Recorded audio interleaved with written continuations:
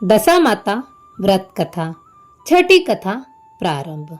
एक घर में देवरानी जेठानी थी। उनके कोई संतान नहीं होती थी। वे मेहनत मजदूरी करके पेट पालती। नेम धर्म व्रत पूजन कुछ नहीं करती। एक दिन दोनों सवेरे सवेरे गांव में आग लेने गई, परंतु किसी ने उनको आग नहीं दी। उस दिन गांव भर में दशा माता का पूजन था।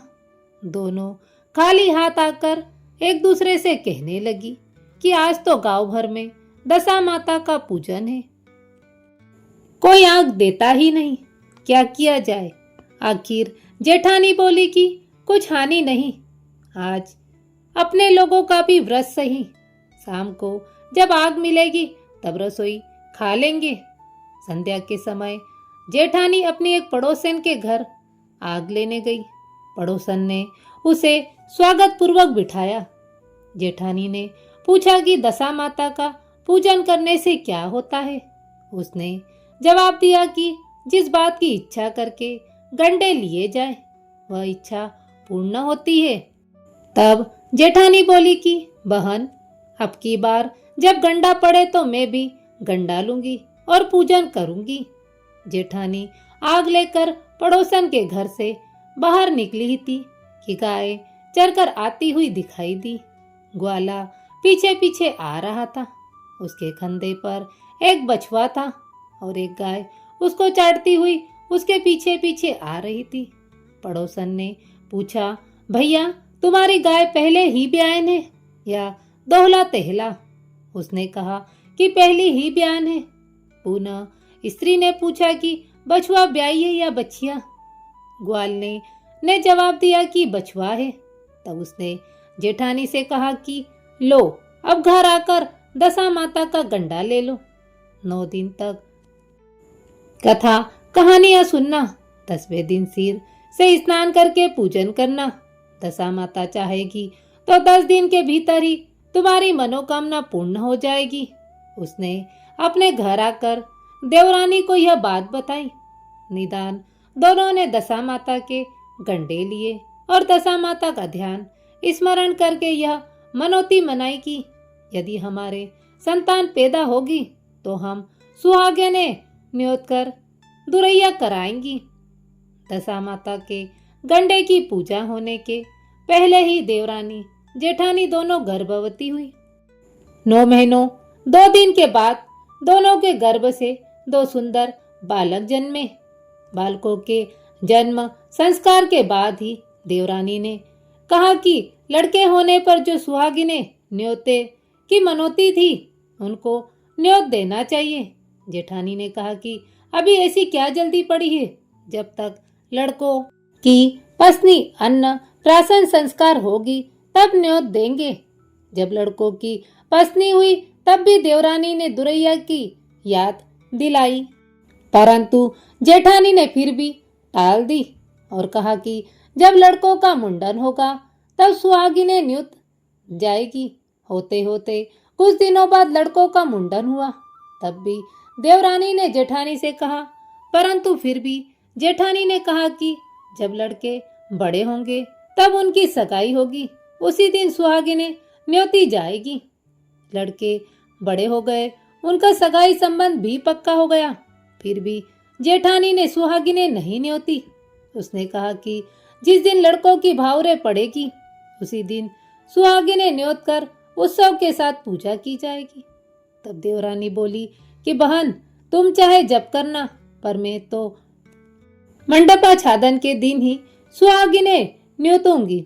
देवरानी ने जैसा कहा था वैसा ही किया। उसने मंडवा के दिन सुहागिने न्योत दी, परंतु जेठानी ने कुछ भी परवाह न की।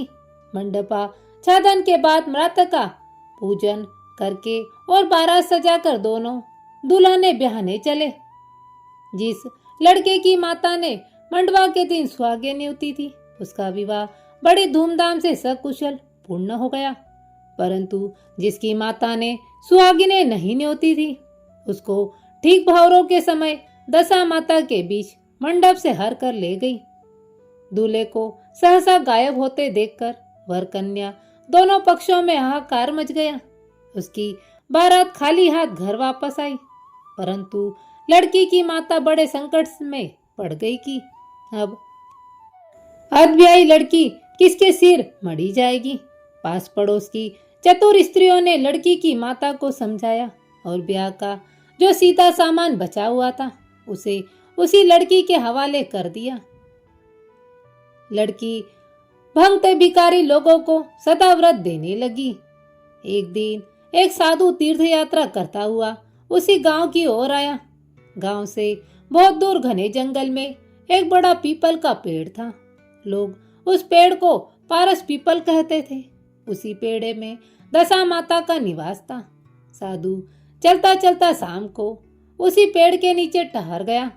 वहां अंधेरा हो गया। दिया पर बत्ती पड़ी कि झाड़ूदार ने आकर उसी पेड़ के पास मैदान में झाड़ू लगाई। सक्का ने आकर जमीन पर छिड़की और माली ने आकर फूल बिखेर दिए।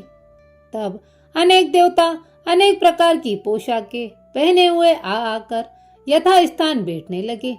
सबसे पीछे स्वर्ग से राजा इंद्र का सिंहासन उतरा। उसी के साथ अनेक अप्सराएं साज सामान समेत वहां आई और इंद्र के सिंहासन के सामने नाचने लगी। उसी समय दशा माता अधब्याए लड़के को गोद में लिए हुए पीपल के पेड़ से उतरी।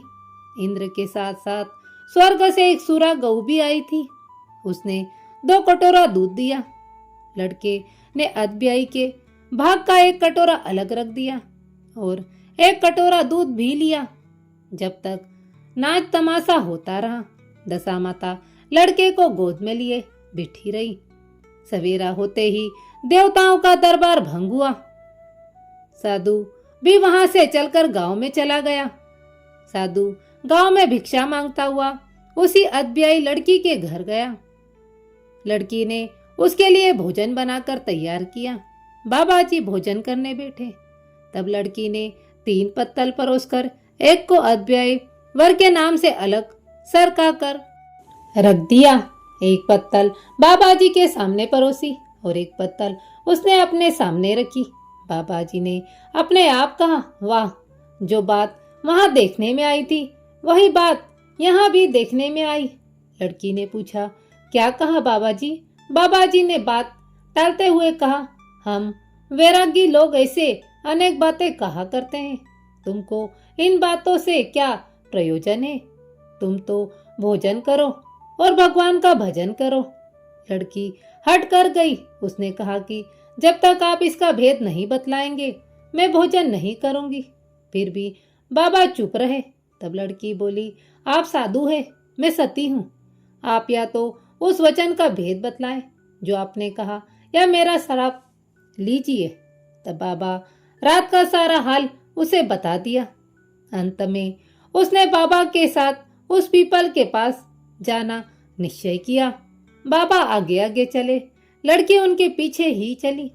बाबा लड़की को पारस पीपल के पास छोड़कर चले गए। जब संध्या हुई तब नित्य की तरह झाड़ूदार ने झाड़ू लगाई।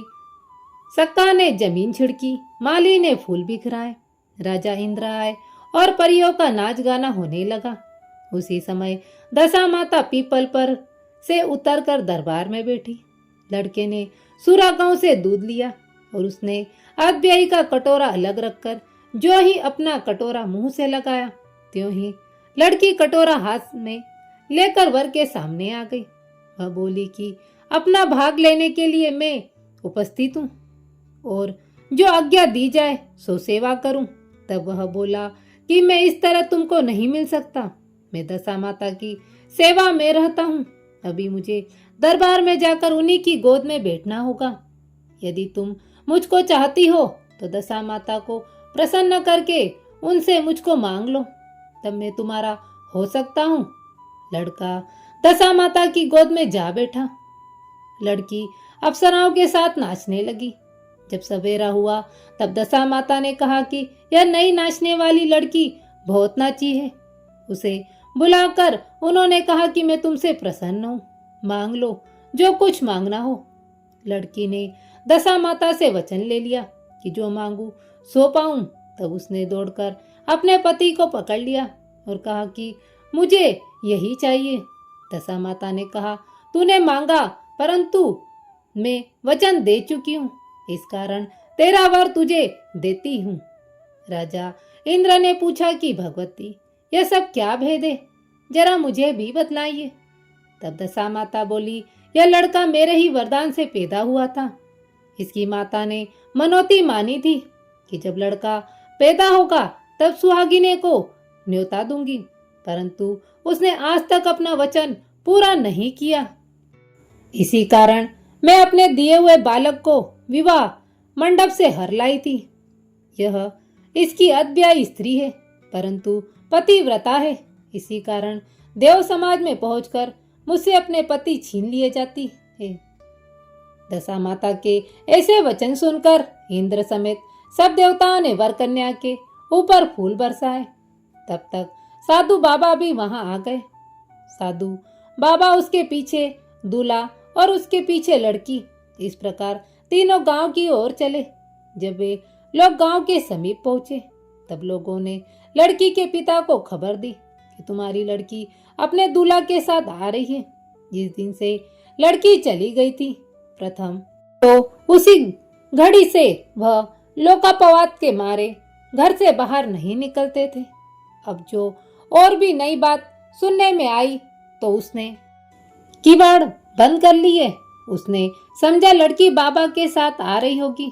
उसी संबंध में लोग मेरा उपवास कर रहे हैं, किंतु जब गांव के गणमान्य और प्रतिष्ठित लोगों ने उससे यही बात कही, तब वह लजाता शर्माता घर से बाहर आया। और जब उसने दरवाजे पर सचमुच लड़की के साथ दामाद को खड़ा देखा, तब उसकी प्रसन्नता का पार न रहा। उसने इसी खुशी में बहुत दान पुण्य किया, बधाई बजवाई, फिर से विवाह की तैयारी की। परंतु लड़की ने अपनी माता से कहा कि इस तरह ब्याह पूरा नहीं होगा। वह सुहागिनों को न्योता देकर जब बारात यहाँ आए तब विवाह के नेक किए जाए। लड़की के बाप ने लड़के के घर खबर भेजी। वहां सुहागिनों को न्योत कर बारात चली। बड़ी धूमधाम से विवाह हुआ। वर बहू दोनों अपने घर गए। तब फिर से लड़के की माता ने सुहागिनें न्योती। उसी समय से विवाह के भारों के दिन वर के घर सुहागिनें न्योतने की प्रथा चली है। दशा माता ने जैसे सती की दशा फेरी, वैसी ही कथा के श्रोता वक्ता सभी का कल्याण करें।